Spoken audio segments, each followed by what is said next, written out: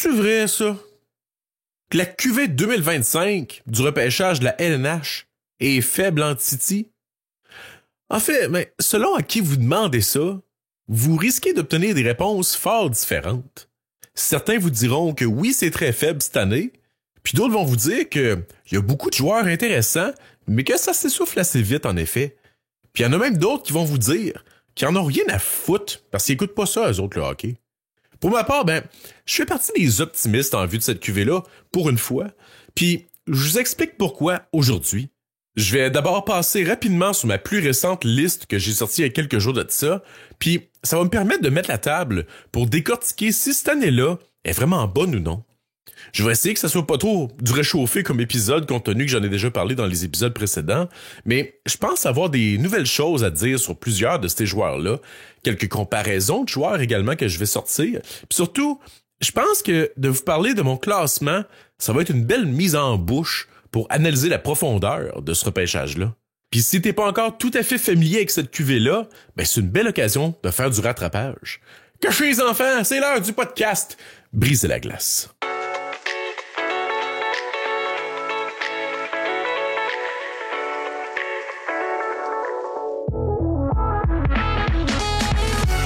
Bon matin, girls! J'espère que vous avez bien dormi et fait de beaux rêves. Genre de rêve là, avec Brad Marchand qui vous lèche le visage. Si je me sens aussi coquet aujourd'hui, c'est que cet épisode-là a été enregistré le 14 février 2025, mesdames, messieurs. Épisode numéro 48, je crois. On approche le 50e. On va peut-être avoir de quoi de spécial pour le 50e, on va voir. Peut-être un épisode enregistré devant public, qui sait? Sautons assez vite dans le sujet, j'ai publié jeudi, très très tard, genre passé 11h30 en soirée, mon plus récent classement. Oui, je sais, c'était une très bonne idée marketing de ma part de publier ça un jeudi à 11h45. Bref, c'était juste un top 44 par ailleurs, là, personne me l'a trop remis sur le nez. D'habitude, je sais que mes classements sont plus longs un petit peu, mais la raison est fort simple. Il y a beaucoup de joueurs dans ce range-là, dans le fond, dans mon range, peut-être 50 à 100, que j'ai pas vu depuis un bout, que je dois retourner voir et tout ça. Donc, c'est juste pour ça. Aussi, c'est que j'ai focusé beaucoup dans les dernières semaines pour aller voir de nouveaux joueurs. Je suis rendu à 154 joueurs pour qui j'ai au moins un visionnement isolé d'évaluer et donc que j'ai de classer. C'est beaucoup, mais à la fois peu, parce que je sais qu'il y a aussi d'autres joueurs que j'ai vus en cours de saison, mais que j'ai pas évalué ou classé encore, donc font pas partie de ces 154 joueurs-là. Entre autres, Mathéo Nobert, Philippe Veilleux, Édouard Bondard, puis même des gars comme Richard Galland du programme de développement américain, que j'ai dû voir jouer 8-10 games, mais que j'ai jamais évalué, parce que je regardais d'autres joueurs, tout simplement. Puis ça peut sembler bizarre comme raisonnement ou manière de faire, mais c'est comme ça que je fonctionne, tu sais. Chaque visionnement que je répertorie, c'est un visionnement isolé dédié à l'analyse d'un seul joueur avec et sans la rondelle. Des fois, quand je me sens fancy, m'a checké 2 joueurs à la fois, faut que ça donne. Comme récemment, là, j'ai regardé le Frondel et Eklund ensemble parce qu'ils jouaient sur le même trio. C'est bien dans un cas comme Frondel et Eklund parce que ça me permet de les comparer entre eux. Sauf que j'ai aussi l'impression de manquer des détails quand je fais ça parce que j'aime vraiment focuser à 100% sur un joueur quand je fais de l'analyse. Fait que, au final, je révisionne des séquences plus qu'une fois, puis je regarde les différents points de vue. Je sais pas si je sauve tant du temps que ça en regardant 2 en même temps. Bref, parce que j'utilise une grille d'évaluation, vous le savez. Fait qu'en réalité, j'ai pas tant besoin de les comparer entre eux lors d'une même game pour mon classement. C'est un exercice tout de même intéressant à faire, je trouve. Sauf que c'est ça, mon nombre de vues monte pas vite, compte tenu que je fais vraiment des visionnements isolés des joueurs, puis que chaque visionnement répertorié est dédié et concentré. On m'a posé beaucoup de questions par rapport justement à mon fichier d'évaluation ou à ma méthodologie dans les dernières semaines. Il y a plusieurs raisons, en fait, pour lesquelles je fais ça. J'en ai déjà parlé, mais je veux quand même revenir un petit peu là-dessus. Tout d'abord, c'est pour essayer d'éviter toute forme de recency bias. Donc, autrement dit, un biais de récenteté. Bref, écrivez en commentaire c'est quoi recency bias en français. Parce que ce recency bias-là, c'est un phénomène qui existe pour vrai, tu sais. Ô combien de fois il y a eu un joueur qui a été moyen toute la saison pour finalement exploser en fin de saison puis grimper sur toutes les listes tout juste avant le repêchage, tu sais. Puis pourquoi? Tu sais, est-ce que c'est nous qui l'avons sous-évalué lors de la saison ou est-ce que le joueur a réellement eu une progression fulgurante ou est-ce qu'au contraire, on était en train de le surévaluer parce que, bon, les as se sont alignés l'espace de quelques games puis là, tout le monde s'emballe, tu sais. Puis l'inverse est aussi vrai. Tu sais, je ressors souvent l'exemple de Luca Romano cette année, qui a connu un mois de novembre sublime, qui marquait tout simplement à toutes les games, mais pour qui c'est honnêtement difficile de se démarquer dernièrement. Fait que ça grimpé dans les listes est complètement arrêté en ce moment. Est-ce qu'on doit complètement oublier ses brillantes performances du début de saison? Je me pose la question, tu sais, il a été bon, puis c'est arrivé, tu sais. Mais est-ce que justement c'est un feu de paille? C'est ça la question qu'il faut se poser. Mon fichier garde en mémoire toutes les parties que j'ai évaluées en cours de saison, puis bon, je donne évidemment toujours plus d'importance aux parties récentes qu'aux vieilles parties, mais les vieilles parties demeurent quand même considérées. Sauf que dans le cas de Romano, j'accorde encore une bonne importance à ces parties-là du mois de novembre, parce que c'était répétable les exploits qu'il a eu, donc je veux quand même les garder en note. Sauf que dans le cas, mettons, de Radim Mrteka, qui est, à mes yeux, plus le même joueur depuis qu'il est dans la WHL versus quand il jouait avec les messieurs, ses vieilles parties décevantes du mois de septembre comptent pratiquement plus dans son score en ce moment. Puis je pense pas que Mrteka, ses performances actuellement en WHL soient un feu de paille ou quoi que ce soit. Donc il n'y a pas de recency bias là, je ne crois pas. Fait que, bref, c'est compliqué, mon affaire, mais une des raisons pour lesquelles je fais ça de même, tout ce que je voulais dire, c'est que je veux éviter toute forme de recency bias. Puis c'est pas nouveau que je me complique la vie. J'aime ça me donner du trouble, tu sais. C'est comme quand j'achète des pâtes. C'est pas rare que je vais acheter des longs macaronis. C'est comme des spaghettis mais en tube. C'est vraiment un niveau de difficulté additionnel quand tu manges ça. Fait que si vous cherchez un nouveau moyen de cochonner votre table à manger puis votre blues, essayez ça, les longs macaronis, puis redonnez-moi-en des nouvelles. L'autre grosse raison pour laquelle j'ai un fichier compliqué de la sorte, mais dans le but d'essayer, et je dis bien essayer, d'être le plus objectif et neutre possible. Comme j'ai déjà expliqué en détail dans d'autres épisodes, pour chaque joueur, j'évalue leurs habiletés actuelles et leurs aptitudes également sous la glace, mais j'évalue également une projection de qu'est-ce qu'ils vont devenir dans la LNH. Ça me calcule tout ça, un beau score, c'est ça qui me donne mon classement, grosso modo. Mais la raison pour laquelle j'ai choisi de fonctionner ainsi, c'est que c'est facile de détester un joueur ou de tomber en amour avec un joueur parce qu'on focus trop sur ce qui est présentement et non sur ce qui pourrait devenir ou vice-versa également. Puis je trouve que c'est difficile de garder une constance là-dedans si on se met pas de paramètres. Tu sais, pour certains joueurs, ben on va accorder peu d'importance à ce qu'ils sont présentement puis énormément d'importance à qu'est-ce qu'ils peuvent devenir. Puis pour d'autres joueurs, ben on regarde leurs défauts actuels mais on les projette pas dans le futur, tu sais. Donc j'ai de la misère avec cette constance-là, c'est pour ça que je me mets tous ces paramètres-là, tu sais. Autrement dit, c'est que très souvent il y a certains joueurs qui vont se ramasser haut sur des listes malgré des lacunes évidentes dans leur jeu puis sont hauts en raison de la projection qu'on en fait, tu sais. Mais malheureusement, il y a certains joueurs qui ont pas droit au même traitement, puis on va les planter dans nos listes alors que ils ont sensiblement les mêmes lacunes que des joueurs chouchous, tu sais. Fait que c'est des pièges que je veux éviter. Je veux essayer ces iniquités-là. Les paramètres sont donc les mêmes pour tout le monde dans mon fichier d'évaluation, sauf que c'est quand même impossible d'être 100% neutre, l'humain étant ce qu'il est. Il est quand même très facile de peser plus fort sur le crayon quand vient le temps de faire la projection d'un joueur ou d'être plus ou moins critique également envers certaines erreurs commises par un joueur. Parce que quand on évalue les attributs d'un joueur, c'est important aussi d'ignorer ou du moins d'identifier qu'est-ce qui est un flou et qu'est-ce qui est vraiment quelque chose de réel. Tu sais, par exemple, si un joueur passe complètement dans le beurre lors d'un tir sur réception, ça veut pas dire que son tir c'est un 1 sur 10. Tu sais. Ça prend un échantillon plus grand pour le valider. Puis si ça devient toutefois une constance qui passe tout le temps dans le beurre, ben là, il y a peut-être lieu de s'inquiéter. Sauf que faut identifier ces petits flous-là. Tu sais. Au même titre que si une passe se fait intercepter, c'est peut-être pas nécessairement une si mauvaise passe que ça que le joueur a fait. Peut-être que le défenseur a juste très, très, très bien joué, tu sais. Tout ce que je veux dire, c'est que même si on se met plein de paramètres, il faut quand même être constant dans la manière qu'on évalue les joueurs et les juger avec la même rigueur et la même sévérité également, si on veut dire ça ainsi. Puis il faut remettre en contexte, il n'y en a pas de joueurs parfaits, il n'y en a pas de joueurs qui font absolument jamais d'erreur, surtout pas dans le junior, tu sais, parce que même les meilleurs joueurs au monde, on trouve le moyen de les critiquer assis dans notre salon, tu sais. Fait que c'est normal qu'un kid de 17-18 ans va aussi en faire des erreurs, puis qu'il y a des lacunes dans son jeu, tu sais. Faut garder en tête qu'il s'agit pas de produits finis qu'on regarde, mais bien des projets.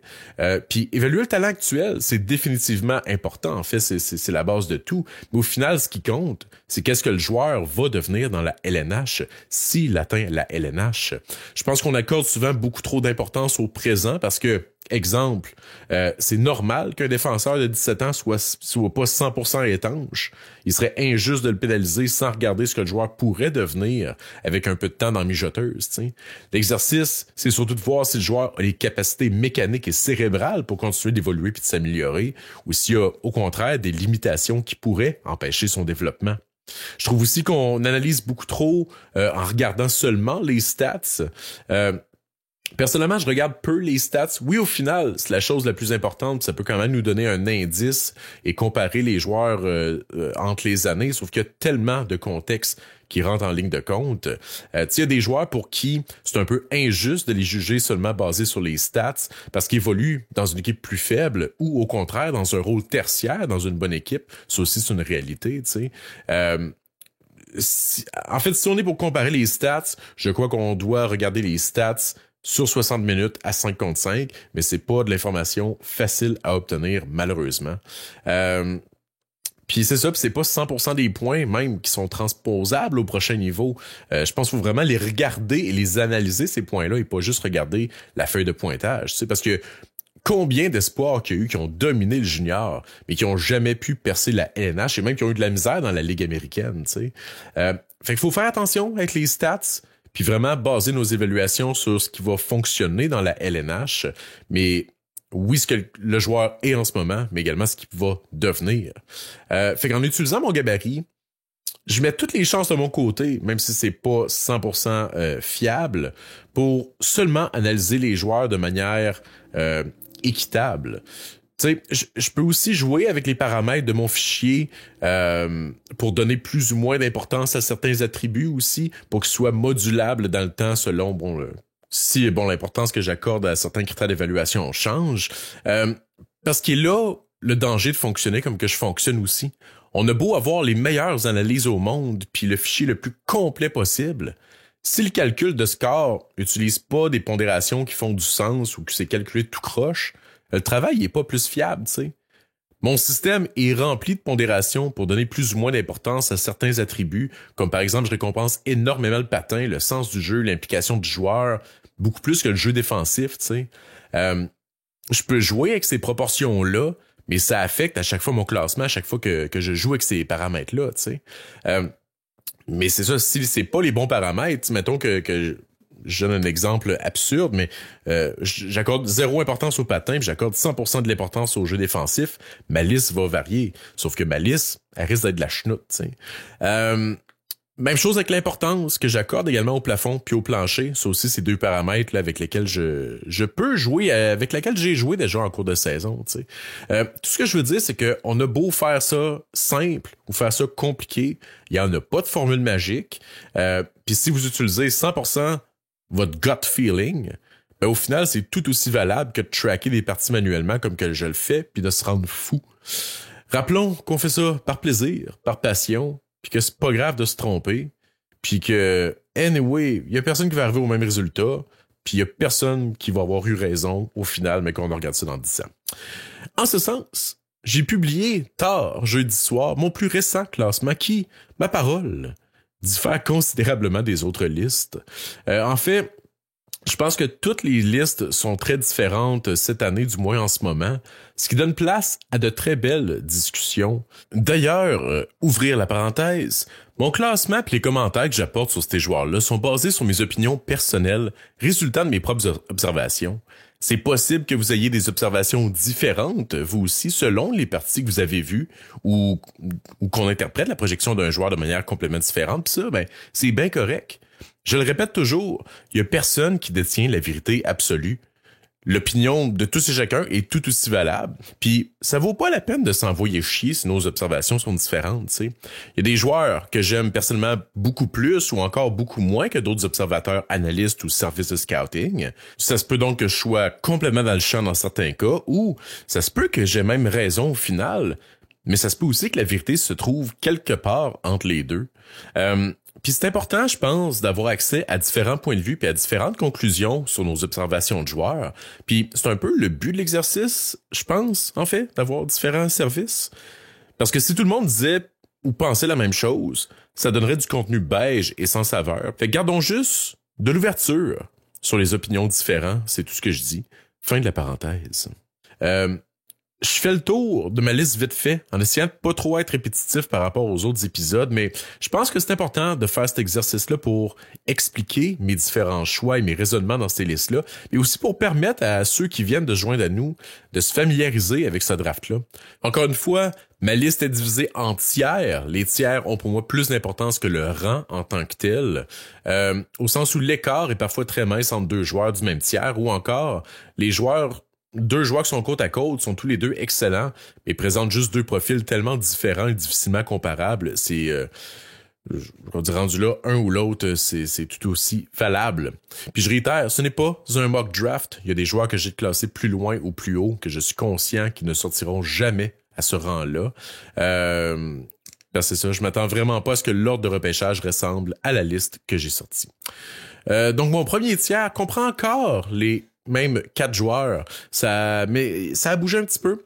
Au premier rang, j'ai encore Matthew Schaefer, même s'il est blessé. Je sais qu'on a vu certaines personnes avoir Michael Misa prendre la pole dans les dernières semaines. Je respecte ça, je trouve ça très, très intéressant. Mais pour ma part, je pense encore que Schaefer, c'est le grand numéro 1 de cette QV. Son profil de défenseur two-way de 6 pieds 2 au patin élite est beaucoup trop rare et important pour être ignoré pour moi. En plus que c'est un des plus jeunes joueurs de la QV, je vois en lui un genre de Miro Iskanen, possiblement plus productif même, ou peut-être notre prochain Drew Doughty national. C'est à ce point-là que j'ai Matthew Schaefer en haute estime, puis je pense pas qu'une équipe puisse passer à côté. Toutefois, j'aime beaucoup le deuxième joueur sur ma liste aussi. C'est Michael Misa, que justement on voit le premier à certains endroits, qui a pas ralenti une seule seconde depuis le début de la saison. Misa, centre dynamique de 6 pieds 1, qui a franchi la barre des 100 points le week-end dernier, 102 points présentement, dont 46 buts, et ce, en 48 parties seulement. Je suis pas encore convaincu, malgré tout ça, qu'il va devenir un joueur de franchise, mais je pense qu'il va être un bon premier centre dans la LNH, ou encore un incroyable deuxième centre, ou même un ailier sur une première ligne, si jamais il se ramasse, disons, à Chicago aux côtés de Bedard, ou à San Jose aux côtés de Celebrini. Je pense que Prime Time, pas les cigares au bleuet, là, Prime Time Tyler Seguin pourrait quand même être une belle comparaison pour Michael Misa. Au troisième rang, j'ai un gars qui commence à glisser un petit peu partout, à tort ou à raison. J'ai nommé Porter Martone. Personnellement, je crois encore beaucoup en Martone, mais je comprends les critiques à son égard, tu sais. J'en ai déjà beaucoup parlé, je veux pas revenir là-dessus, mais je pense que Martone déçoit simplement à cause de l'étiquette de troisième frère Kachuk qu'on a voulu lui apposer parce qu'il fait 6 pieds 3 et joue avec une certaine hargne. Mais tu sais, si Martone faisait 6 pieds 1 et qu'il avait jamais eu ces comparaisons-là, il serait encore dans pas mal tous les top 4, je crois, tu sais. Martone, il est encore au deuxième rang de la OHL pour les points par match, derrière seulement Michael Misa, puis devant des gars déjà repêchés comme Cal Ritchie, Beckett Seneca, Nick Lardis, qui vient d'ailleurs de marquer son 50e but en 49 matchs. Martone est encore devant ces gars-là, tu sais. Malgré un passage à vide en janvier, Martone produit encore au 9e meilleur rythme des 20 dernières années dans la OHL pour un joueur ayant joué au moins 40 matchs à leur année de repêchage, à égalité avec Matthew Tkachuk, Tyler Hall et John Tavares. Fait que, tu sais, maintenant, là, je comprends qu'il est pas tout le temps dans le tapis pis que on aimerait le voir un petit peu plus hargneux et engagé, mais il produit quand même au même rythme que l'élite. Puis sortez-moi pas l'argument que Martone c'est un late, parce que Tkachuk, Hall, Tavares étaient eux aussi des late. Au 4e rang, James Higgins, le centre cérébral de 5 et 10 et demi, qui était perçu comme étant le choix numéro 1 incontesté avant le début de la saison. En fait, c'est certain que le gabarit de Higgins a toujours été une certaine crainte, puis qui était sujet à se faire tasser de la pôle si jamais on voyait des enjeux liés à son gabarit en NCAA. Mais je dirais que c'est pas tant ça qui me l'a fait reculer, même si c'est vrai que ça a parfois été difficile pour lui physiquement cette saison en NCAA. En fait, c'est pas grave s'il fait 5 et 10 et demi ou 5 et 11, s'il est en mesure d'apporter dynamisme puis de contrôler la game. Mais malheureusement, c'est un peu ça que Higgins a peine à faire cette saison, je trouve. Je l'ai trouvé invisible par moments, puis même s'il est encore à mes yeux le joueur le plus intelligent de toute la QV, il a pas été tant game changer, du moins pas autant que je l'aurais souhaité, surtout considérant que c'est un late. Fait que, en fait, j'irais même jusqu'à dire que Higgins est celui des 4 joueurs de ce tiers supérieur-là qui a, à mes yeux, montré le moins de progression. Dans le cas de Misa puis Schaefer, la progression était gigantesque et évidente. Puis pour Martin, je trouve aussi qu'il a progressé, surtout au niveau de son playmaking. Mais pour Higgins, ça fait 3 saisons que je le vois jouer, puis j'ai pas tant vu une grosse coche de progression dans son jeu cette année. Il m'a même souvent laissé sur mon appétit. Alors que l'an dernier, il m'a jamais laissé indifférent, en fait. S'il a peine à s'imposer comme un centre élite, puis je dirais même, s'il commence à avoir des doutes à l'effet que c'est réellement un centre, je pense qu'on pourrait rapidement le voir descendre au profit de joueurs comme Desnoyers et Frondel, qui prouvent qu'ils sont des centres au prochain niveau, peut-être même au dépend de mon prochain. Parce que pour débuter mon 2e tiers, il y a un gars avec qui je vous ai cassé les oreilles depuis le mois de juillet, Jake O'Brien, que j'ai au 5e rang. O'Brien, c'est simple. Il montre beaucoup de progression par rapport à l'année dernière, lui qui avait d'ailleurs gagné le recrue de l'année dans la Ligue de l'Ontario. Son patin était sa principale lacune, puis ça s'est beaucoup amélioré, je trouve. Son jeu défensif s'est amélioré également. Il est un bien meilleur marqueur qu'il était, puis ce, sans perdre sa vision élite puis sa créativité qui le rendent si magique. De plus, la centrale de recrutement l'a officiellement mesuré à 6 pieds 1, 3 quarts. Donc, si on avait des doutes sur son gabarit, maintenant ça a été confirmé. Il est jeune également, c'est un juin 2007. Il progresse encore. C'est un passeur élite. Son gabarit, c'est pas un enjeu, même s'il doit le remplir. Fait que bref, Jake O'Brien, 5e, gros fan ici. En termes de stylistique, on a entendu Nick Suzuki à quelques occasions. Bon, évidemment, O'Brien est quelques pouces plus grand. Je pense qu'il est plus flashy également dans ses jeux de passe que Suzuki, mais je comprends la comparaison, puis ça pourrait faire du sens. Peut-être même un certain Robert Thomas, si on veut rester un peu dans la même lignée. Fait que bref, O'Brien, gros fan. 6e, j'ai Lyndon Lakovic, qui, en fait, je voulais le dropper un peu, Lakovic. Fait que je suis retourné le voir. Puis il a juste continué de monter suite à mes revisionnements. Donc, c'est ça qui se passe. Lakovic, ailier, 6 pieds 4, 190 livres, un excellent passeur et un excellent marqueur de but, qui a un bon patin, d'excellentes mains. Tout ça le rend dangereux en transition puis en possession du disque. Le seul petit défaut, c'est que c'est pas un joueur robuste malgré son 6 pieds 4, puis il tend un peu à chercher la périphérie. Toutefois, son gabarit l'aide quand même lorsque vient le temps d'aller chercher la rondelle dans le coin ou encore il s'en sert bien puis ça sa longue portée pour protéger le disque loin de son beau grand corps d'athlète. En tout cas, l'intensité est pas tout le temps dans le tapis, du moins elle est rarement dans le tapis. En fait, elle est jamais dans le tapis dans le cas de Lakovic, j'en conviens. Mais c'est aussi pourquoi je l'ai 6e puis pas 3e, parce que sinon il coche toutes les listes. Non, toutes les cases. Je suis fatigué. Puis je réitère. Faut arrêter de chercher la perfection dans ces joueurs-là. Lakovic, c'est un excellent joueur de hockey. Son gabarit va l'aider à pas se faire ramasser facilement dans la LNH également.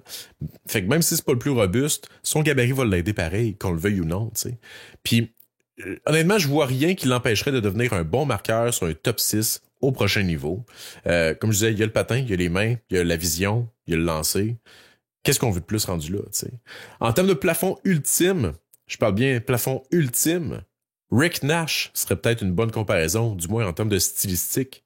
Sa production est pas à tout casser, par exemple pour Lakovic, mais comme je disais, il faut faire attention avec les stats. Il joue présentement pour Moose Jaw, qui ont quand même perdu des grosses plumes cette année. Ils ont perdu Matechuk, Savoy, Jagger, Furcus, puis probablement d'autres, mais juste ça, c'est quand même notable comme perte. Au 7e rang, il y a un autre joueur qui a des lacunes, mais que j'aime beaucoup. Jackson Smith. Défenseur gaucher, 6 pieds 385 livres. Magnifique patineur, excellent contre le rush, capable de jouer robuste même au besoin, puis capable un peu de piloter l'avantage numérique. Il coche beaucoup de cases aussi pour devenir un défenseur two-way top 4 au prochain niveau. Peut-être même défenseur numéro 1, qui sait. Le seul hic avec Smith, c'est qu'il fait quand même beaucoup d'erreurs, des grosses crampes au cerveau, des jeux à s'arracher les cheveux de sa tête. Mais s'il réduit ne serait-ce qu'une moitié ces erreurs-là dans une partie, puis qu'il continue, en parallèle, de progresser dans les autres facettes du jeu, ben je pense qu'on tient un méchant beau défenseur ici, capable de jouer dans absolument toutes les situations, puis qui a le gabarit de l'emploi.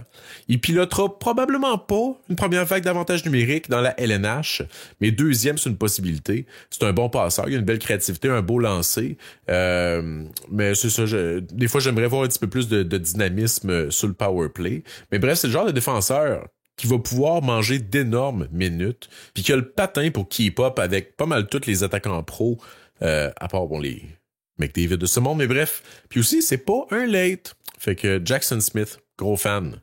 Au 8e rang, Roger McQueen.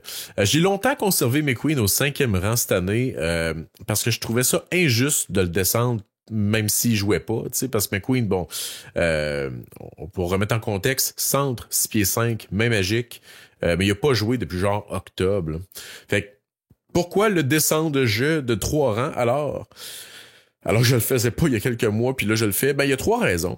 Il y a aucune de ces raisons-là, en fait, qui a de lien avec sa blessure, tu sais, qui pourrait en effet affecter son rang de sélection.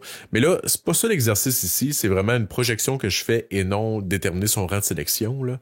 Premièrement, O'Brien, il a dépassé McQueen parce que le score de O'Brien est simplement devenu plus élevé. McQueen a jamais perdu de points. O'Brien a juste continué de monter et scoré mieux au final, tu sais.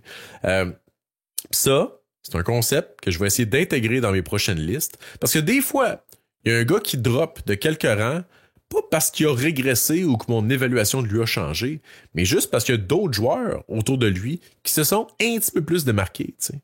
Puis je réitère, c'est souvent très, très, très serré dans mes classements. Donc des fois, quelques bonnes games peuvent faire passer un gars par-dessus l'autre et donc par conséquent faire descendre un joueur d'un rang. T'sais. C'est un peu ça qui s'est passé dans le cas de McQueen versus O'Brien. Mais là, vous allez me dire, ouais, mais Lakovic puis Smith, c'est un autre cas. Lakovic puis Smith aussi montaient dans mon évaluation et se sont rapprochés de McQueen, mais ne l'avaient jamais dépassé. Toutefois, j'ai rejoué avec certains paramètres dans mon programme d'évaluation, puis ça a réduit cet écart-là davantage. Puis en plus de ça, puis là c'est le bout qui a fait le plus mal à McQueen, je pense, c'est que je suis retourné voir une de ses games de cet automne avant sa blessure, puis je suis pas tombé sur sa meilleure game, je pense. Malheureusement, avec un échantillon de juste 6 matchs d'analyser pour McQueen, cette game-là quand même pesait lourd en balance. Puis il a chuté de quelques points et donc tout juste derrière Lakovic et Smith. Sauf que, je réitère, c'est serré. C'est tellement serré. Smith est à 1/10 de point de plus que McQueen. Smith, il est à 368.7 et McQueen à 368.6. Ça veut dire que si de quoi que j'ai analysé à 7.5 puis j'aurais dû mettre un 8, peut-être que ça aurait été assez pour faire tipper la balance dans le sens de McQueen. C'est à ce point-là à quel point c'est serré des fois. C'est un peu pour ça que je vous disais, le tiers, des fois plus important que le score, là, parce que c'est très serré. 9e rang, j'ai Carter Bear, qui a à peine quelques points derrière les autres, lui aussi. En fait, Bear, attaquant, travaillant, 6 pieds, qui a pas déçu une seule fois dans mes visionnements cette année. Je vois en lui un genre d'espoir, le genre d'espoir que je voyais en T. Jiginla l'an dernier, mais encore plus hargneux, je dirais. Un gars qui pourrait devenir le prochain Seth Jarvis ou Brandon Hagel. Un joueur intense, impliqué, intelligent, robuste. Un gars que je catégoriserais de chalant, l'inverse de nonchalant. Un joueur impossible à détester, sauf si tu joues contre lui. Bear, il a chuté d'un rang, mais son évaluation n'a pas régressé. Fait que Pour ça, je dis, faut faire attention. Je l'aime beaucoup. Je l'aime pas moins qu'en décembre. 10e, j'ai Malcolm Spence. Une chute de 4 ans quand même. Son évaluation a un peu baissé lui, mais je suis encore excessivement optimiste dans le cas de Malcolm Spence. J'ai juste fait passer un petit peu de joueurs avec plus d'upside devant lui. Spence, ailier, 6 pieds 1, 203 livres, qui va jamais être ton play driver ni ton meilleur pointeur, mais je vois en lui plus qu'un gars de troisième trio que plusieurs voient. En fait, je vois en lui un ailier de puissance two-way complémentaire de top 6, un gars travaillant, un gars qui se présente dans un gros match, un leader qui pourrait devenir capitaine peut-être même un jour dans sa carrière, un gars qui la colle sur un trio, tu sais. Sans parler évidemment du même genre de plafond offensif, je vois en lui en termes de rôle, là, un peu ce que Landeskog était aux côtés de McKinnon, sinon un genre de David Backes ou encore Dustin Brown. Tu sais, c'est pas sexy de repêcher Dustin Brown dans un top 10, mais si tu regardes ça 20 ans plus tard, Dustin Brown, il a quand même joué 1300 matchs dans la LNH. Il y a eu plusieurs saisons de 20 buts, une saison de 33 buts, je pense même. Il a été capitaine, il a joué aux Olympiques. Il a été un des meneurs pour les mises en échec saison après saison dans son équipe. Puis il a été un joueur très important dans les conquêtes de la Coupe cette année des Kings. Peut-être que Spence atteindra jamais ce statut-là, mais s'il y a un joueur qui peut, je pense que c'est lui, tu sais. Peut-être que j'ai des lunettes roses aussi, mais c'est le genre de gars qui veut et qui peut faire une différence.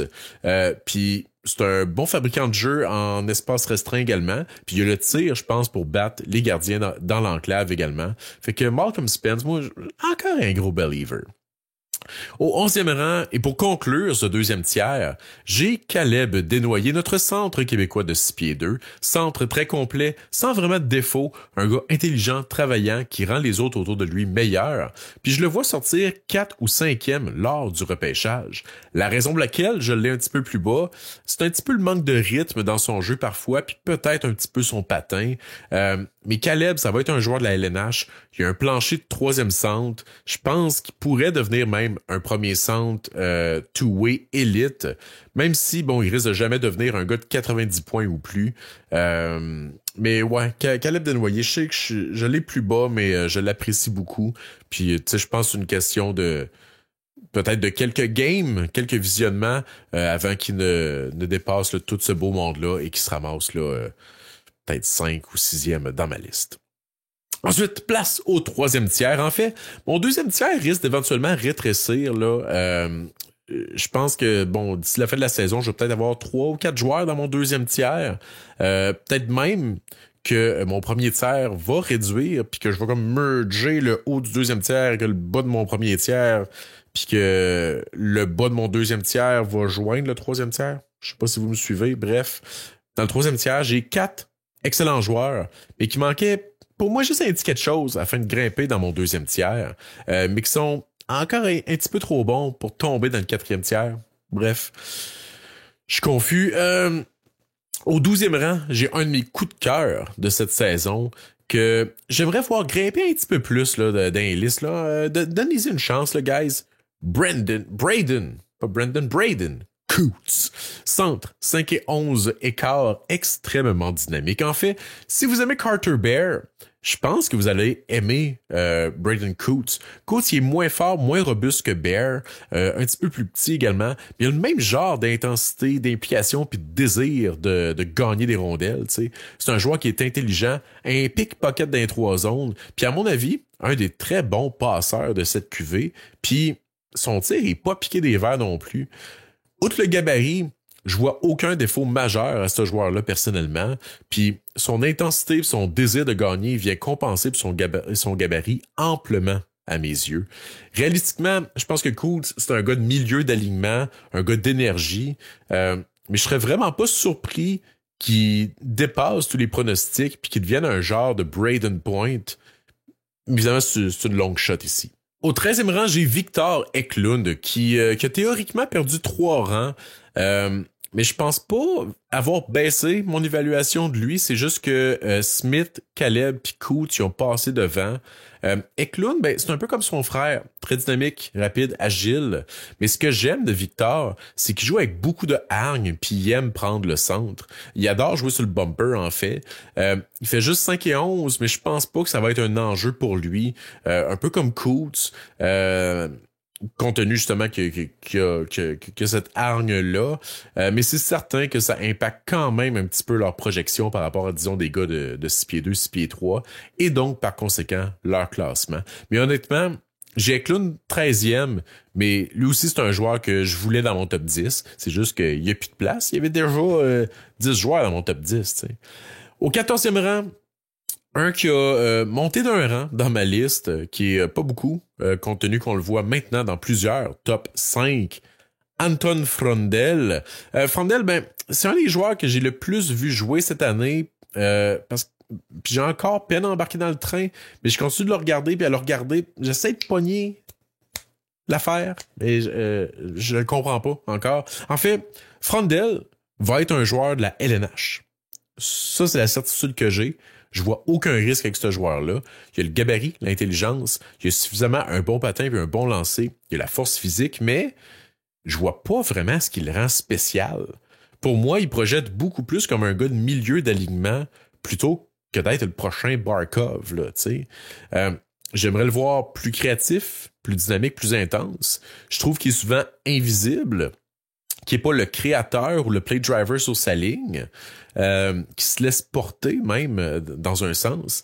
Il s'implique physiquement, certes, mais contrairement à un gars, mettons, comme Carter Bear ou Braden Coots, je le vois pas assez sortir gagnant de ses batailles pour la rondelle, puis de réaliser un jeu dangereux suite à une récupération, comme le fait Bear avec merveille, tu sais. Le tir sur réception de Frondel, il est bon, il est vraiment bon même. Sauf qu'à 5 contre 5, je vois pas tant son instinct de marqueur ressortir. Fait que je vois pas ce qu'il est, ni ce qu'il pourrait devenir. Puis ça rend sa projection assez difficile et ça impacte son classement ici. Mais ça pourrait changer en cours de saison. Peut-être je vais mettre le doigt dessus éventuellement. Peut-être c'est juste moi qui est nono. Mais faut remettre en contexte aussi qu'il est revenu de blessure puis qu'il a eu un début assez lent.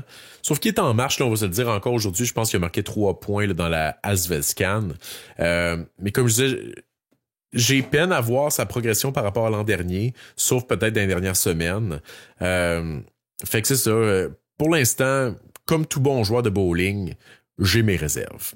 Bref, au 15e rang, j'ai le petit défenseur de 6 pieds, Cameron Reed, possiblement le meilleur défenseur offensif après Schaefer cette année, et également solide défensivement, contrairement aux petits joueurs de ce gabarit généralement. Je comprends l'enjeu du gabarit, je dis petit, il est à 6 pieds pareil, là, mais c'est petit dans les standards de la LNH. Mais je pense pas que ça va être un enjeu pour Reed, qui pourrait même devenir un défenseur numéro 1, two-way, au prochain niveau. Passons maintenant à mon 4e tiers dans lequel je pense qu'il pourrait y avoir des gars encore de haut d'alignement, des gars avec un bon upside, mais avec peut-être plus de points d'interrogation un peu que les gars dans les tiers supérieurs. Au 16e rang, j'ai Justin Carbonneau, excellent exemple de ça, qui a tous les outils, le patin, les mains, le lancer, le gabarit, pour monter dans le prochain tiers, en fait, sauf qu'il doit montrer qu'il est capable de jouer un petit peu plus en équipe. Souvent, Justin, il est bon, puis il a tendance à jouer au héros un petit peu. Je voudrais le voir là, utiliser un petit peu mieux ses coéquipiers. Justin, tout le talent du monde, il pourrait continuer de grimper dans ma liste. Je serais pas surpris. Si vous cherchez un gars avec de l'upside, de passer le top 10, je pense que Justin, c'est votre homme. Au 17e rang, j'ai Blake Fiddler, défenseur droitier de 6 pieds 4, dont je trouve qu'on parle pas assez.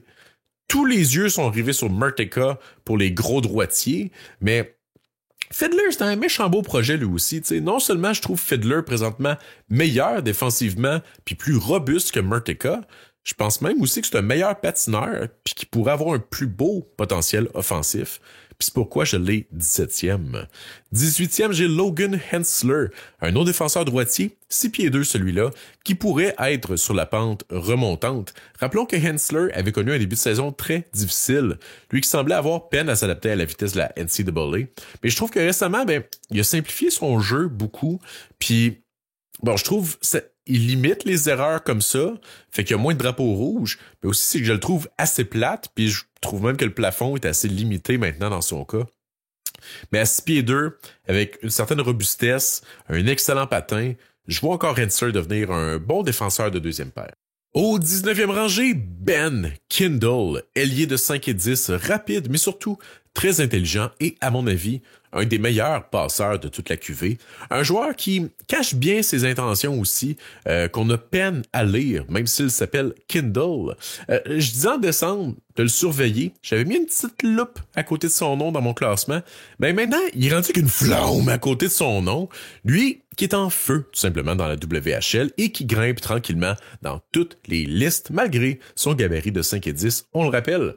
Depuis décembre, il cumule 8 parties de 3 points ou plus.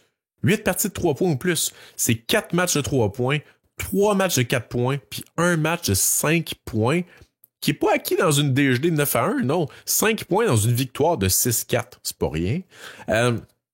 Kindle il est présentement au 4e rang de la WHL pour les points totaux, derrière McKenna, Crystal et son coéquipier Oliver Talk.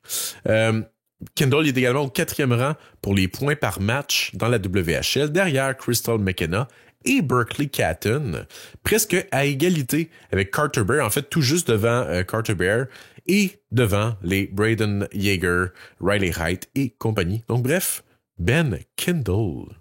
20e, excusez, je viens de rire de la flamme, j'ai Cameron Schmidt, le petit attaquant de 5 pieds 7 pouces, un des meilleurs tirs du draft, un des meilleurs patins du draft, mais aussi un des plus petits du draft. Je ne sais pas trop quoi faire avec lui honnêtement dans mon classement. Pour ceux qui ont écouté l'épisode exclusif Patreon de Processus, on leur fait une pub. Il était question de Justin Poirier versus Cameron Schmidt. Je veux juste apporter une petite nuance qui a peut-être pas été discutée, là. Je pense que la grosse différence entre Poirier et Schmidt, parce que c'est le même gabarit, même genre de lancer, c'est que Schmidt est très, très, très, très, très rapide. En fait, il est comme un Pentium 3 avec le bouton turbo, là. Schmidt, je viens de le dire, un des meilleurs patins du draft en termes de vitesse, un des meilleurs tirs du draft. Donc, elle est là, la nuance avec Justin Poirier. 21e, Luca Romano, centre qui risque de jouer à l'aile, 5 et 11, excellent lancer des poignets, bon patin, bonne main, bon jeu défensif, mais souvent dominé physiquement, même s'il a pas peur d'aller dans le centre d'un coin. Possible cas de boom or bust dans le cas de Luca Romano, mais je fais partie des quelques rares optimistes dans son cas, je crois. Je peux pas m'empêcher de penser à Frank Vatrano quand je le vois. Genre de gars, pas le plus gros, mais incroyable dégaine, puis de la précision dans son lancer. Fait que, ouais, je l'aime. Le dernier de ce tiers, mais non le moindre, Koshan Aitchison, 22e. Défenseur hyper robuste, gaucher, 6 pieds 1, ce qui est peut-être un peu petit dans les standards de l'industrie, mais Aitchison devrait jouer. C'est un gars qui est solide dans les 3 zones, mais j'ai peine à voir le potentiel pour lui de devenir plus qu'un 5e défenseur, disons. Je vois beaucoup de Jaden Struble peut-être en lui, donc à suivre. Mais dans le 5e tiers, on commence à tomber là, dans les choix un peu plus plates ou du moins des choix plus risqués. Il y a beaucoup de joueurs ici que j'ai également plus haut que la plupart des listes publiques. Fait que si vous voulez découvrir des gens, des espoirs plus méconnus, cette section est pour vous. 23e, j'ai Eric Nilsson, un de mes préférés cette saison. Centre 5 et 11 et demi, très intelligent, très bon patineur avec de bonnes mains également, responsable défensivement, mais ce genre de joueur qui fait pas beaucoup d'erreurs, mais qui est pas flashy, mais genre de joueur qui excelle en transition, qui génère quand même beaucoup de chances offensivement également. Le problème, c'est le gabarit et la force physique. À 156 livres, il est pas mature physiquement, mais c'est un beau joueur de hockey, c'est un gars intelligent. Réalistiquement, Je pense qu'on parle d'un gars de milieu d'alignement two-way, mais je vois un scénario où il pourrait devenir un deuxième centre, cérébral, agile et two-way. 24e, j'ai Brady Martin, plancher très élevé, plafond, ben, pas tant haut que ça. Martin, un des joueurs qui pourrait sans doute joindre la LNH assez rapidement, je pense. Centre, 6 pieds, avec un bon tir, c'est un joueur qui est robuste également, très lourd, responsable défensivement, capable de créer de l'attaque aussi, mais c'est pas mon préféré somehow, j'accroche pas. Je trouve bizarrement des fois qu'il manque un peu de pace dans son jeu, alors que pourtant, c'est ce que les gens semblent aimer de lui, fait que, bref, peut-être ça va cliquer un jour, mais présentement, 24e, plus pour le plancher que le plafond, dans son cas. 25e, Mikael Eriksson, probablement celui pour qui je suis le plus déconnecté du consensus en ce moment. En fait, depuis le début de la saison, Mikael Eriksson, 5 et 11, 186 livres, mais à genre 2-3 jours d'être éligible l'an prochain. Excellent patineur, un joueur intelligent, mais qui a beaucoup de hargne malgré son petit gabarit également, puis c'est ce que j'aime de lui. Il plaque tout le monde, il joue avec passion, j'aime ça beaucoup, il me fait souvent éclater de rire en fait, tellement il y a de la hargne. S'il termine à 6 pieds 205 livres, mettons, on va l'aimer en petit pépère, je pense. Possiblement plus un gars d'énergie de milieu d'alignement, je dirais, mais j'aime l'intelligence et le patin. Avec le runway qu'il y a devant lui, peut-être qu'il y a un petit peu plus offensivement en Mikael Eriksson. 26e, un autre pour qui je vous ai cassé les oreilles depuis le début de l'année, puis qui semble prendre une certaine traction, je pense. C'est David Bedkowski. Défenseur droitier, souvent vu à 6 pieds 5, là, il est 6 pieds 4 pouces et demi, 215 livres, un des joueurs les plus robustes et méchants de toute la QV. Il est assez mobile également, avec un bon lancer, des bonnes breakout passes. C'est pas toujours parfait défensivement, mais je pense que ça s'améliore. C'est un monstre pour protéger le devant de son filet. Il est vraiment méchant. C'est sûr, je le disais dans le dernier épisode, si tu vas devant le filet puis que Bedkowski est là, tu vas manger des cross-checks dans le dos jusqu'à temps que tu te tasses, tu sais. Je l'ai classé défenseur two-way parce que il déteste pas transporter la rondelle ni appuyer l'attaque. Je vois un scénario où il pourrait peut-être même évoluer sur une deuxième vague d'avantages numériques, compte tenu qu'il y a un gros lancer, puis une certaine mobilité latérale également. Mais David Bedkowski, moi, un gros fan, là, allez le voir jouer. 27e, Radim Mrtka. Je veux pas repartir sur une longue envolée sur Mrtka, défenseur droitier 6 pieds 6, que plusieurs crieront à l'insulte et à l'injure de l'avoir mis derrière Bedkowski. Puis honnêtement, ça se peut que vous ayez raison de vous fâcher de ça, mais c'est pas un classement final, puis on s'amuse, tu sais. En fait, je suis d'avis que l'attrait envers Mrtka est principalement dû au fait qu'il fasse 6 pieds 6 puis qu'il soit droitier. C'est un bon patineur, un excellent patineur en ligne droite, mais je le trouve pas particulièrement explosif. Je le trouve pas particulièrement bon sur ses edges non plus. Il est gros, il sert bien de sa portée, mais j'aimerais le voir plus robuste, box-out des joueurs devant le filet également. Son tir il est bon, mais il est pas excellent. Mais il amène des rondelles au filet, on va y donner. Il fait des feintes plus que la plupart des gros bonhommes, mais souvent il va perdre la rondelle ou ils gagneront pas l'avantage positionnel pour autant.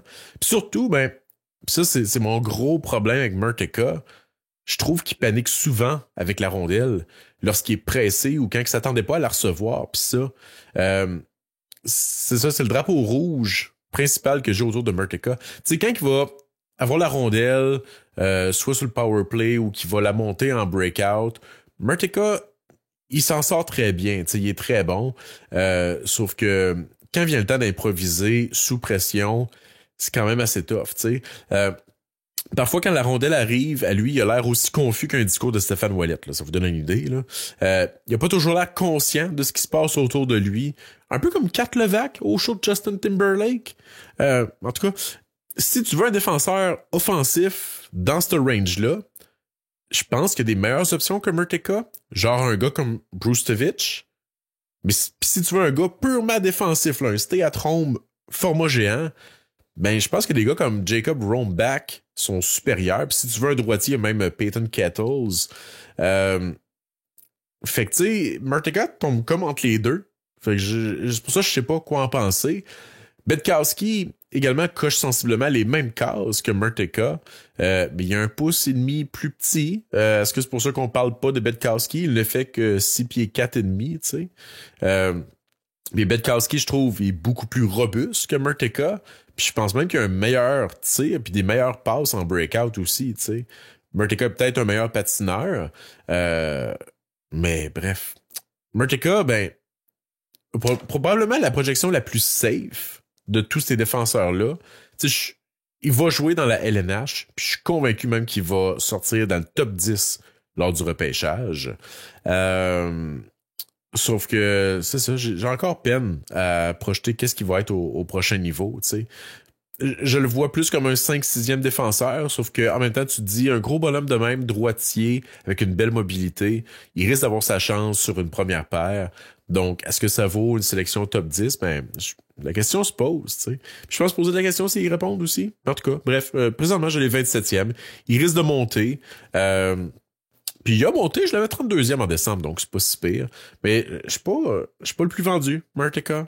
Mais il est encore tôt. J'ai le temps de changer d'idée et de me rallier au consensus. Côté comparaison, ben on a entendu Colton Parayko quand même souvent. Sinon, Carson Soucy, peut-être, dans les comparaisons. Mais je pense pas que c'est le prochain Victor Edman, là. Je suis pas de cet avis-là. 28e, Henry Brustevich.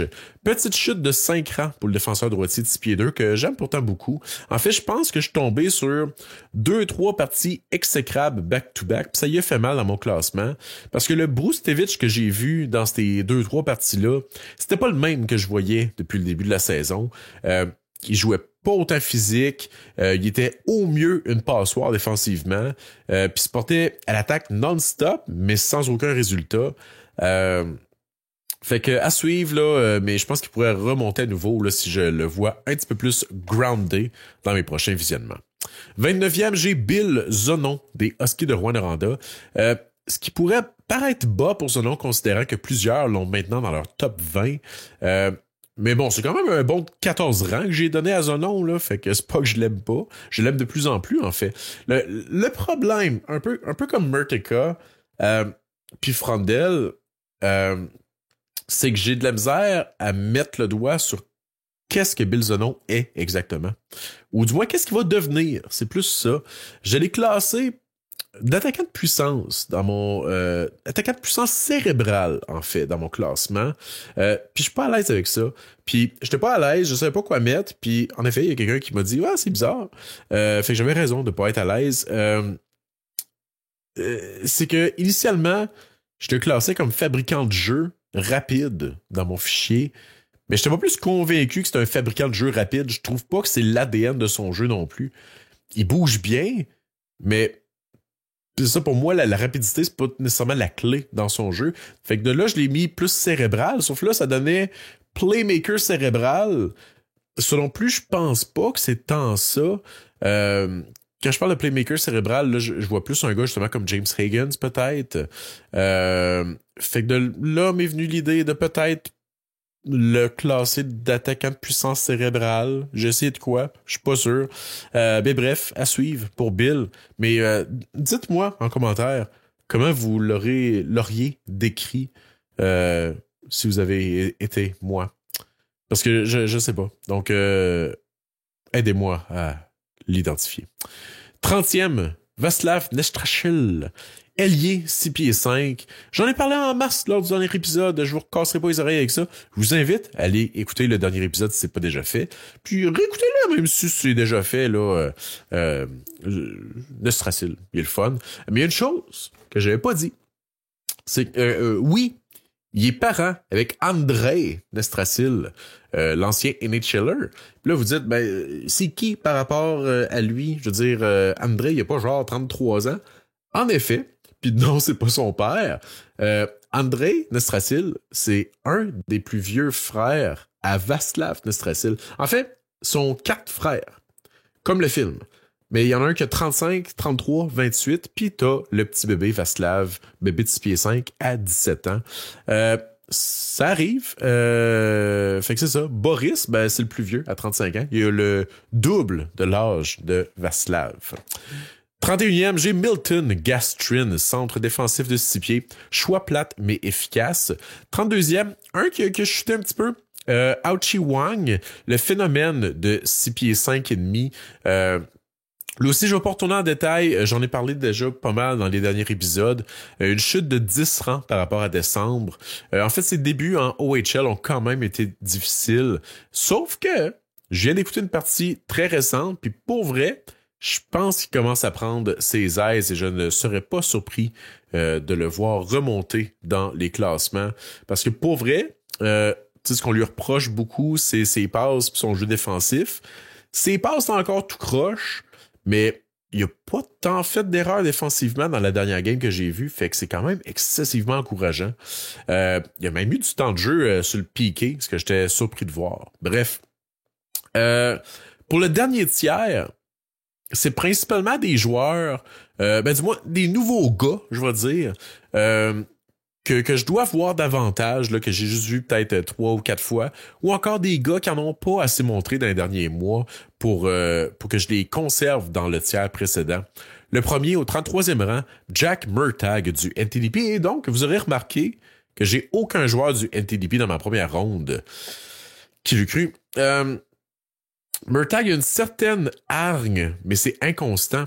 Il a un bon lancer, mais lui aussi, je trouve pas qu'il a tant l'instinct de marqueur.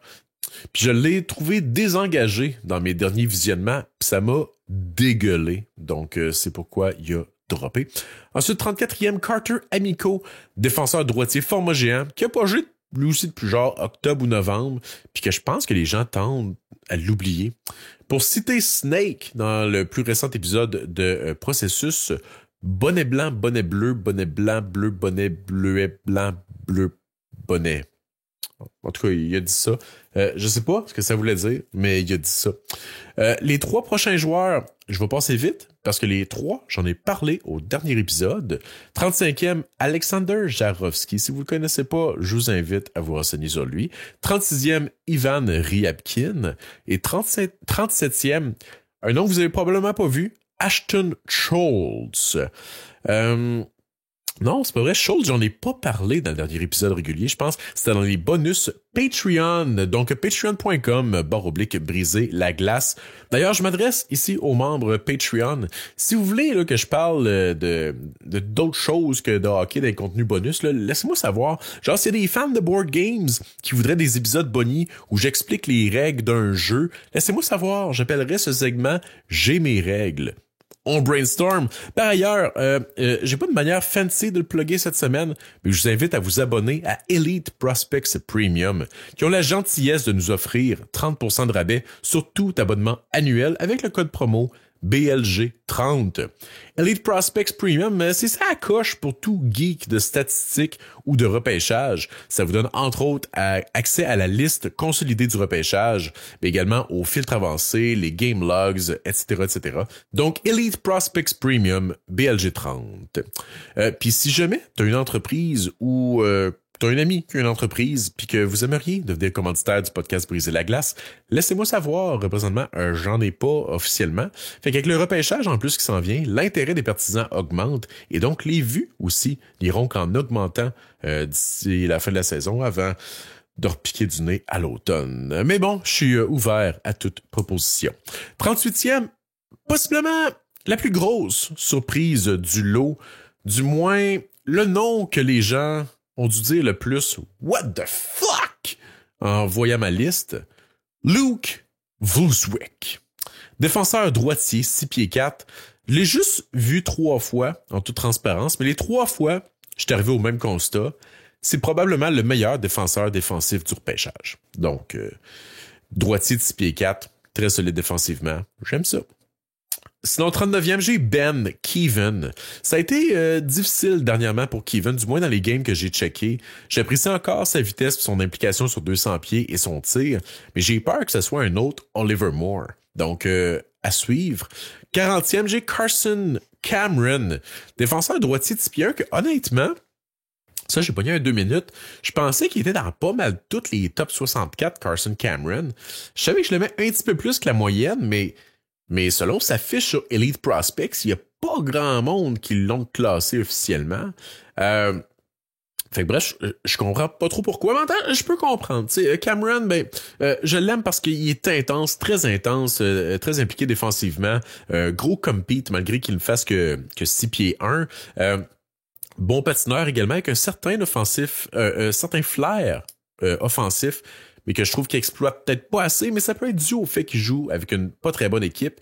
Mais Cameron, si j'avais à mettre un petit 5$, c'est probablement mon candidat préféré d'un défenseur pour connaître une grosse saison D+1 l'an prochain, puis de devenir justement la pierre angulaire de son équipe alors. 41e, j'ai Eddie Genborg, grinder 6 pieds 1, que j'aime toujours encore, vous le savez, qui est robuste à souhait et joue avec énormément d'intensité. Présentement, il joue même en SHL, puis c'est une peste. Il a seulement 17 ans, puis il fait sortir de leur gond les défenseurs dans la trentaine. Il mange une volée, honnêtement, bien souvent. Il manque évidemment beaucoup de force physique, mais on peut pas lui reprocher justement son manque d'intensité et son courage. En fait, il est autant courageux qu'une dame qui s'engloutit une canne de bine au complet avant son rendez-vous chez le gynécologue. 42e, Jakub Izvozniak, une de mes déceptions cette année, mais qu'il reprend du poids de la bête, je pense. Je veux juste voir plus de constance et d'intensité dans son jeu, puis il pourrait remonter dans ma première ronde. Il y a de la place. Gros bonhomme, bon joueur, mais c'est ça, manque un peu de constance. 43e, j'ai Jacob Rombach, défenseur gaucher de 6 pieds 6, un stud défensif robuste qui se porte parfois à l'attaque quand même.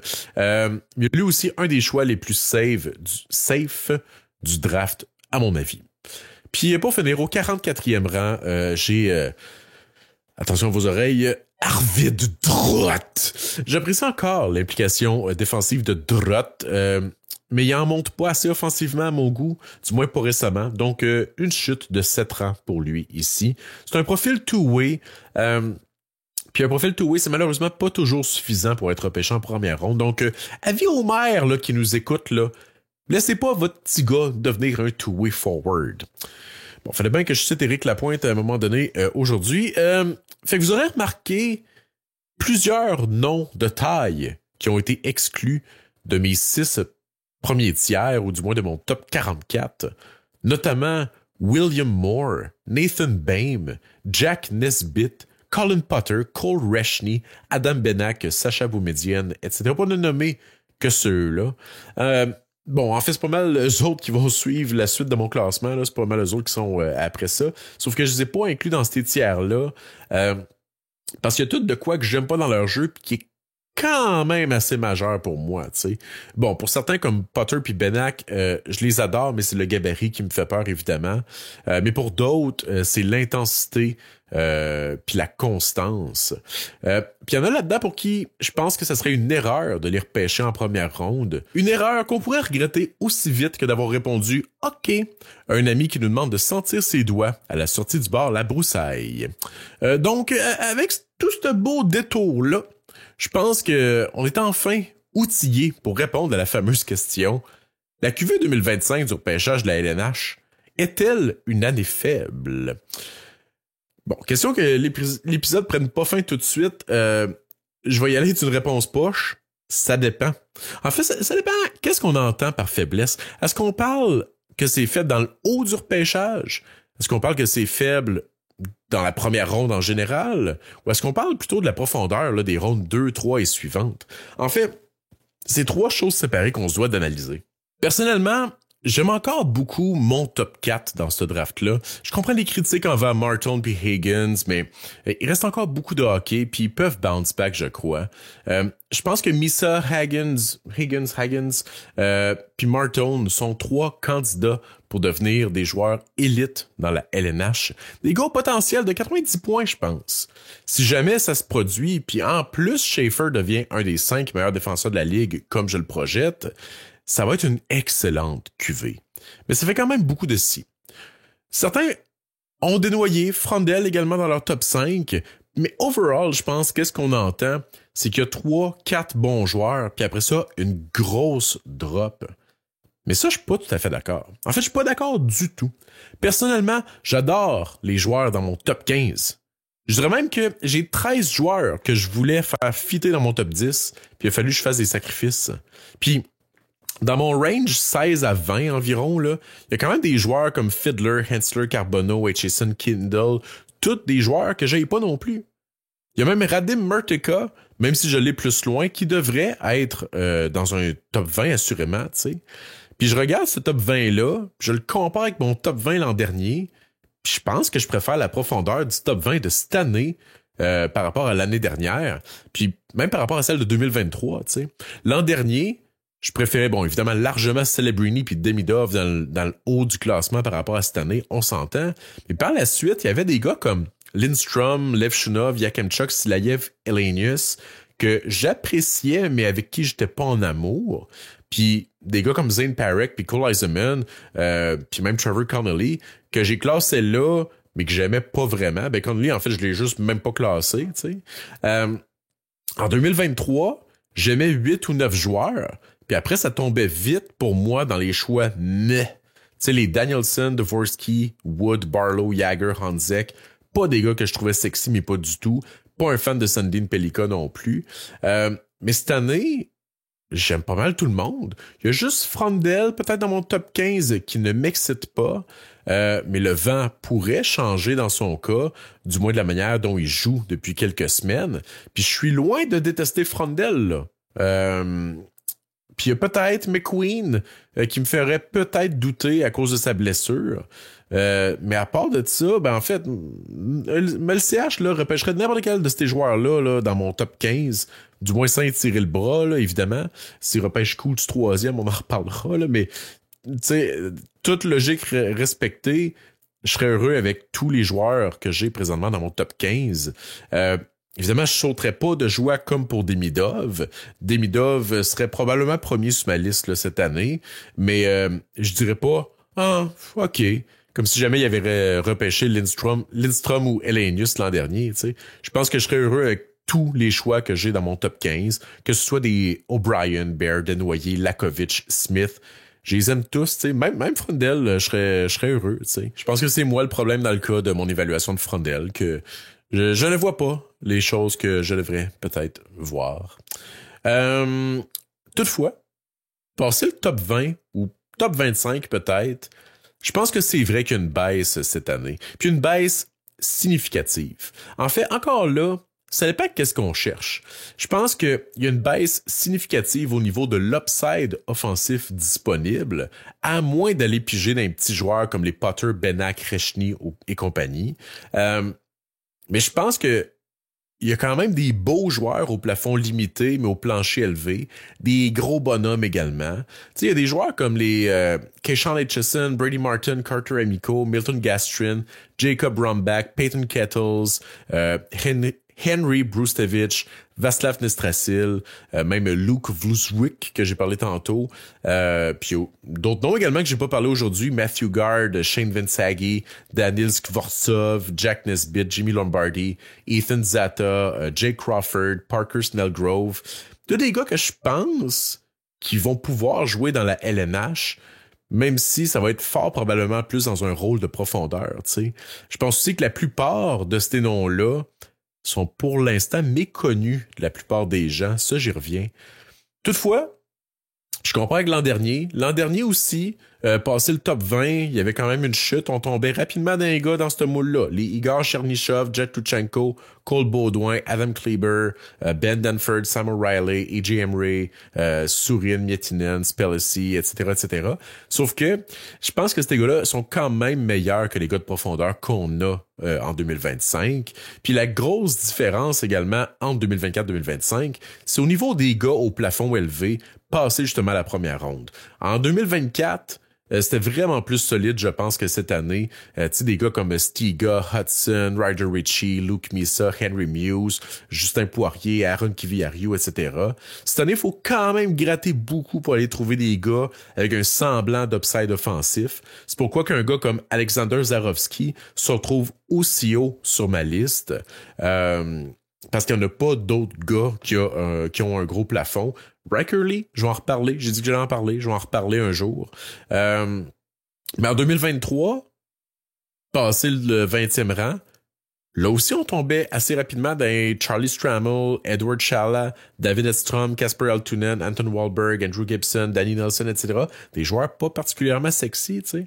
Overall, je pense qu'il s'agissait ici, en 2023, de joueurs qui avaient un meilleur pedigree, je devrais dire, que les joueurs qu'on a dans ce même range-là en 2025.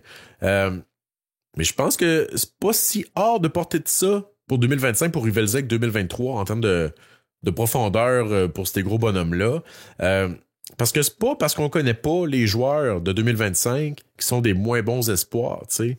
Je pense juste qu'il y a beaucoup de joueurs cette année avec qui on est pour l'instant peu familiers. En partie parce qu'on n'a pas eu la chance nécessairement de les voir en compétition internationale, genre au Linka, aux 4 ou 5 nations, puis tout. Parce que je pense que oui, passer peut-être le 20e rang, à part quelques exceptions, il y a une drop considérable cette année par rapport aux autres années, mais je pense qu'il y a quand même d'excellents joueurs et des joueurs très, très, très intéressants. Sauf que, autre rebondissement dans cette histoire, je pense que le gros problème, justement, avec 2025, c'est qu'il y a trop de joueurs qui nous ont déçus jusqu'à présent. Alors, retournez voir pour le fun des listes préliminaires qu'il y avait eu cet été. Le 3/4 des joueurs qui étaient vus comme étant des futurs first-rounders, puis qu'on connaissait à cause des différents tournois, tu sais, ben, le 3/4 de ces joueurs-là ont baissé et ont baissé de beaucoup sur les listes. Il y en a plusieurs qui sont rendus en deuxième, voire même en 3, 4e ronde. Il y a même des joueurs de qui on ne parle même plus en ce moment, tu sais. Ivan Ryabkin, un cas connu, il était vu comme un choix top 7 quasi unanimement. Il est maintenant exclu de plusieurs top 32. Anton Frondel était top 5 partout en début de saison et avait commencé à glisser. Là, heureusement, il commence à remonter, mais tu sais, pendant un bout, c'est certain que les sous-performances de Frondel venaient impacter ce qu'on pensait de cette cuvée-là. Mais sinon, Jacob Izvozniak, Cole Reshny et William Moore étaient les 3 classés entre 8 et 14 pas mal partout cet été. Izvozniak était même classé 5e par Corey Pronman le 1er juillet. Wheeler, après le Linka, avait classé Moore 11e puis Reshny 12e. J'ai même vu Reshny 6e à quelque part, tu sais. Évidemment, ces gars-là... on les voit plus vraiment dans aucun top 25, je dirais de manière conservatrice, mais même ils commencent à glisser en dehors des top 32 à bien des places.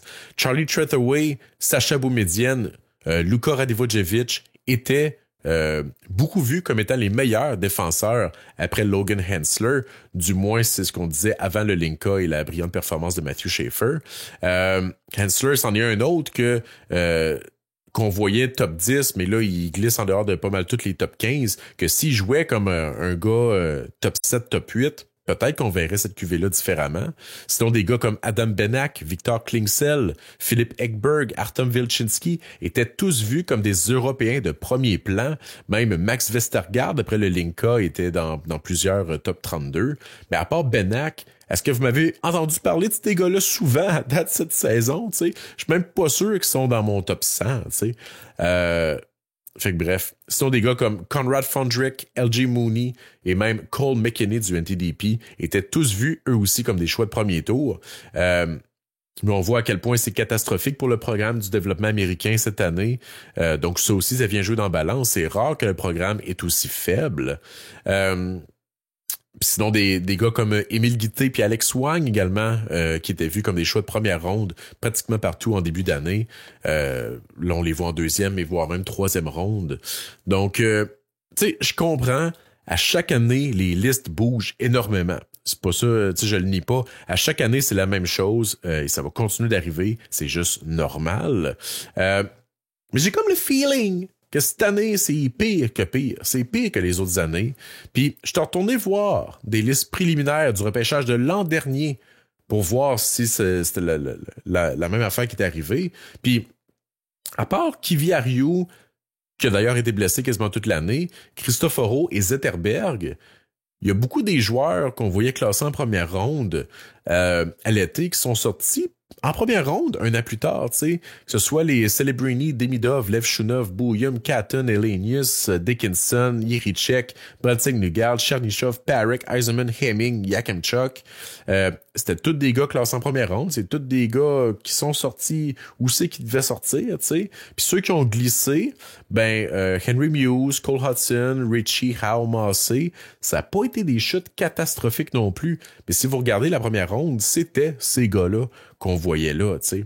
Évidemment, il y a eu quelques risers en cours de saison, notamment Silayev, Seneca et compagnie, mais ça c'est normal, mais je pense que cette année, c'est plus haut que la moyenne en termes de déception et de joueurs qui ont chuté par rapport à leur rang préliminaire du début de l'été, tu sais.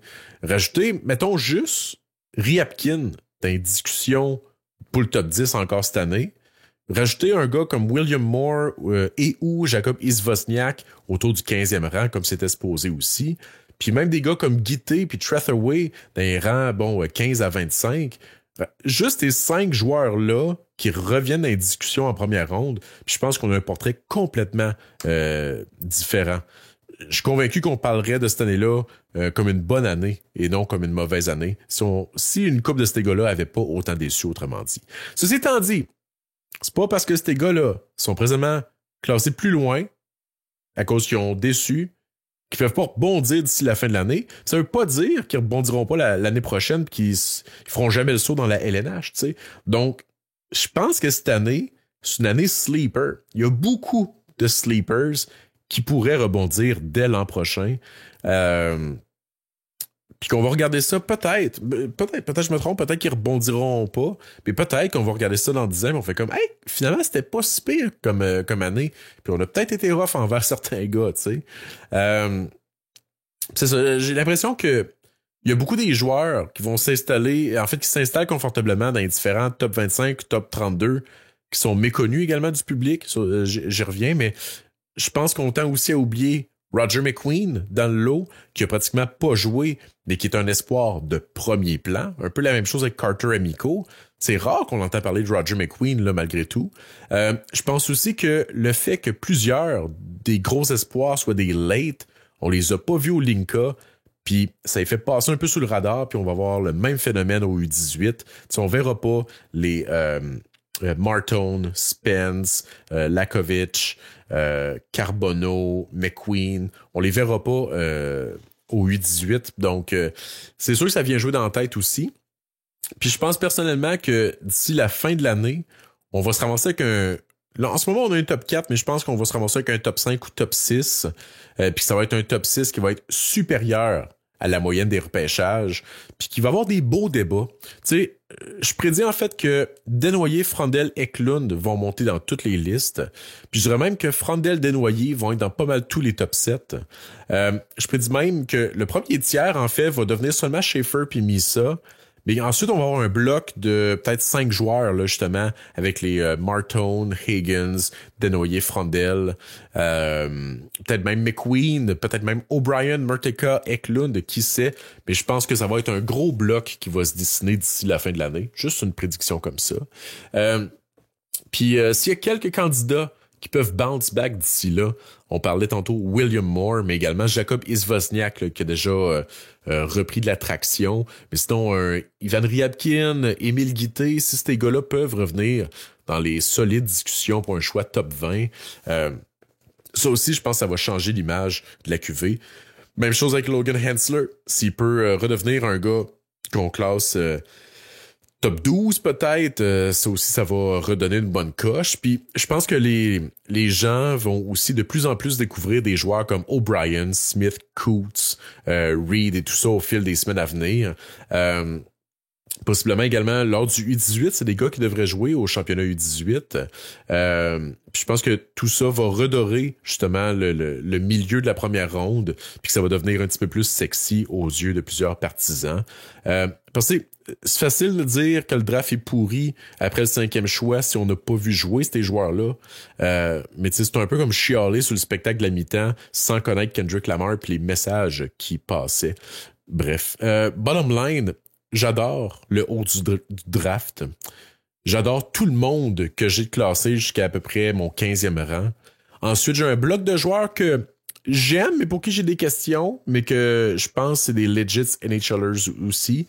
Mais je suis d'accord qu'après, ça s'essouffle, et ça s'essouffle vite.